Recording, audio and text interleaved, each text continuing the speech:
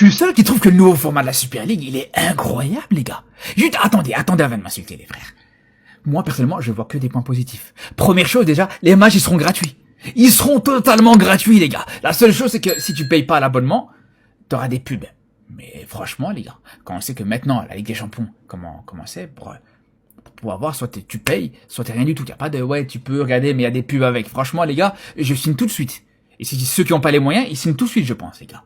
Ça, c'est une première chose. Deuxième chose, c'est que là, la Super League, elle veut pas faire leur truc tout seul, ils veulent fusionner avec la Ligue des Champions. Donc ça va être le nom, ça va garder le nom de la Ligue des Champions, l'hymne de la Ligue des Champions, tout va rester la même chose, les gars.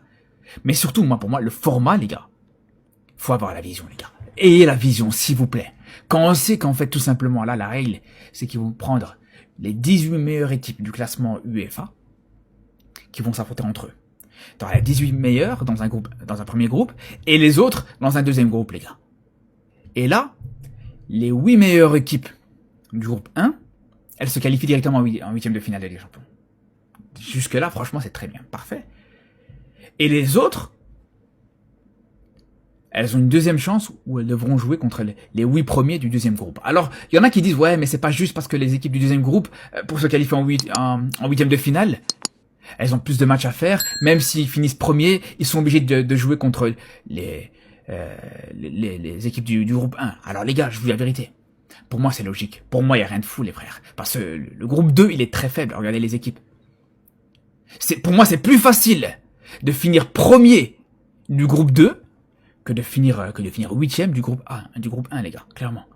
Donc pour moi, c'est logique. Et c'est là où je vous dis, il n'y a absolument aucun problème. Dites-moi ce que vous en pensez, les gars, dans les commentaires. Le retour de la Super League, je croyais que c'était terminé cette histoire, mais non, la Super League propose à l'UEFA une nouvelle formule de la Ligue des Champions pour faire la paix. Toujours un format à 36 équipes, mais création de 2 groupes de 18 équipes. Groupe 1 composé des 18 meilleures équipes au coefficient UEFA, les 8 premiers sont directement qualifiés pour les 8e de finale. Concernant les places suivantes, le 9e affronterait le premier du groupe 2, le 10e vs le 2e du groupe 2 et ainsi de suite. Le groupe 2 serait quant à lui composé des 18 autres équipes qualifiées. Les mieux classés du classement ne peuvent pas accéder aux 8e de finale directement. Ils se battraient pour une place de barrage contre les moins bien classés du groupe 1. Les matchs seraient diffusés gratuitement avec des publicités sur une plateforme de streaming avec la possibilité de payer un abonnement pour pouvoir accéder aux matchs sans publicité. Et la compétition conserverait le nom Ligue des Champions. Mais ça pue la merde. Ça pue totalement la merde, surtout pour les petits clubs. C'est quoi l'intérêt pour les petits clubs? Là, les petits clubs peuvent affronter des équipes prestigieuses de fou. Genre, je sais pas,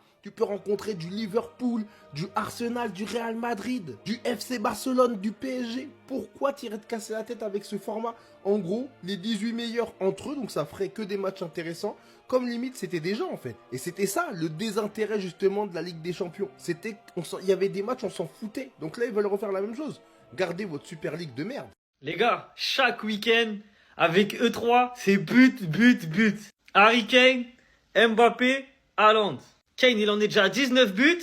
Ça fait 7 matchs d'affilée qu'il marque. Haaland, il en est à 18 buts. Ça fait 9 matchs d'affilée qu'il marque. Et Kiki, il en est à 16 buts et ça fait 9 matchs d'affilée aussi qu'il marque. Donc là, vraiment, les trois, ils sont partis sur des stats affolantes en ce début de saison. Maintenant, pour vous, lequel des trois va finir devant à la fin de saison? Si vous devez en choisir qu'un, lequel des trois finit meilleur buteur? Harry Kane, Kiki ou Erling? Toutes compétitions confondues, hein. Ligue des Champions, championnat, coupe, même sélection. Harry Kane en Bundesliga, il est déjà à 11 buts et 3 passes D. On sait très bien que c'est lui qui va finir meilleur buteur, hein. Il n'y a même pas de concurrence. Erling Haaland, lui, il en est à 9 buts en championnat avec une passe D. Et Kiki aussi, il en est à 9 buts et 2 passes D. Donc là, c'est exceptionnel. Vous devez en choisir un parmi les trois. D'habitude, dans le VS, c'est un joueur vs un joueur. Mais là, c'est un joueur vs un joueur vs un autre joueur. Là, ils sont trois. Personnellement, je pense que ça va être Harry Kane, hein. Parce que la Bundesliga, c'est trop facile pour lui. Il y a trop d'espace. Le Bayern Munich, ils sont trop au-dessus par rapport aux autres équipes. Donc je pense que Harry Kane, ça va être lui le meilleur buteur à la fin. Mais bon, ça va être serré, ça va jouer de peu. Vous savez, ce que j'ai hâte de voir, c'est les choix de Flick lorsqu'il aura tout le monde à sa disposition. Quand tu sais que Rafinha, c'est ton titulaire indiscutable, que tes deux meilleurs attaquants de la saison dernière ont manqué des matchs, que Marcus Rashford, qu'on a recruté cet été durant sa période d'adaptation, a eu la lourde responsabilité de remplacer Lamine et Rafinha, un rendez-vous auquel il a répondu présent, où il s'est montré décisif à tous les matchs durant le mois de septembre. Marcus commence à devenir de plus en plus important au Barça, et franchement, j'ai hâte de voir les choix de Flick. Ce qui est sûr, c'est que Rafinha et Lamine Yamal sont des titulaires indiscutables, et Rashford, petit à petit, commence à montrer qu'il est un joueur qui ne peut pas aller au banc, un joueur qui doit être titulaire. Et pour ça, Flick aura plusieurs solutions. Quand tu regardes la mauvaise forme de Dani Olmo malheureusement, tu peux donc très bien imaginer un Rafinha à sa place et du coup un Marcus Rashford à gauche, Lamine à droite et Lewandowski ou Ferran en pointe. Ou tout simplement comme en début de saison, avec un Rafinha à gauche, un Lamine Yamal à droite et un Marcus Rashford en pointe, même si c'est pas forcément le poste qu'il préfère. Rafinha, on sait qu'il revient après la trêve, Lamine Yamal, nous savons pas encore, c'est le flou total, mais ce qui est sûr, c'est que Flick doit redistribuer des cartes, car Ferran Torres, Lewandowski, Dani Olmo ne sont pas des titulaires indiscutables. Après, reste à voir aussi comment Firmino reviendra. Lui aussi pourra avoir son petit mot à dire. Enfin bref, sinon vous les gars, vous en pensez quoi? Ramenez-vous sur Snap Insta, on s'ennuie. Amorim, t'as compris qu'il fallait mettre Lenny Euro titulaire ou pas? Non, parce que j'aime bien Maguire. Mais à chaque fois que tu le mets à la place de Lenny Euro, ça se passe très mal. Lenny Euro, c'est titulaire indiscutable. C'est notre meilleur défenseur avec Mathis de Ligt. Ce match-là, encore une fois, il l'a prouvé. Il est partout. Défensivement, offensivement. Il arrive même à se retrouver dans des phases offensives.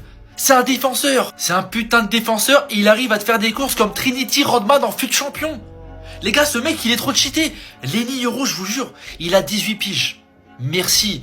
Mais merci, mais heureusement qu'il est dans mon club. La vérité, sur les 10 prochaines années, on a Ferdinand Prime dans notre club, les gars. Mais juste l'association de Ligt, Lenny Euro, on oublie Luke Shaw parce que c'est une défense à 3. Mais les gars, les deux là, c'est Vidic, Ferdinand Prime. Hein. Parce que lui, Euro, c'est un match une tête brûlée. C'est un fou, il va dans le duel, il s'en bat les couilles. C'est un malade mental. C'est Vidic Prime. Lenny Euro, c'est Ferdinand, les gars. Le mec un peu plus calme, mais serein défensivement. Je vous dis les gars, si on serait dans une défense à 4 avec ces deux défenseurs-là, en tant que défenseur central, on serait trop fort. Le format de la Ligue des Champions pourrait changer dès 2027. Il pourrait y avoir une entente entre la Super League et l'UEFA, ce qui provoquerait un changement de format de la Ligue des Champions. Je vous explique tout ça, bougez pas. La Super League propose à l'UEFA une nouvelle formule de la Ligue des Champions.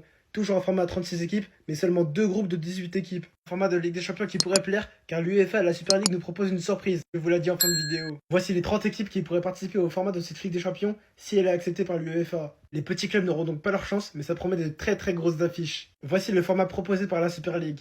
Le groupe 1 sera composé des 18 meilleures équipes au coefficient UEFA. Les 8 premiers du groupe 1 seront directement qualifiés pour les 8e de finale de la Ligue des Champions. Le groupe 2, lui, sera composé des 18 autres équipes qualifiées, c'est-à-dire du 18e au 36e. Dans le deuxième groupe, les mieux classés du classement ne peuvent pas accéder aux 8e de finale directement. Ils se battent pour une place de barrage contre les moins bien classés du groupe 1. Donc les équipes du groupe 1 qui n'ont pas directement réussi à se qualifier pour les 8e de finale auront des barrages contre le groupe 2. On pourrait donc penser qu'être dans le deuxième groupe sera un désavantage pour se qualifier en 8e. Mais vu les équipes du groupe 1, selon moi c'est plus facile de finir premier du groupe 2 que finir 8e du groupe 1. Et la surprise qui pourrait attirer beaucoup de monde à aimer ce nouveau format de la Ligue des Champions, c'est que les matchs seraient diffusés gratuitement. Bien sûr, vous l'aurez compris, il y aura des publicités pour les gens qui n'ont pas d'abonnement.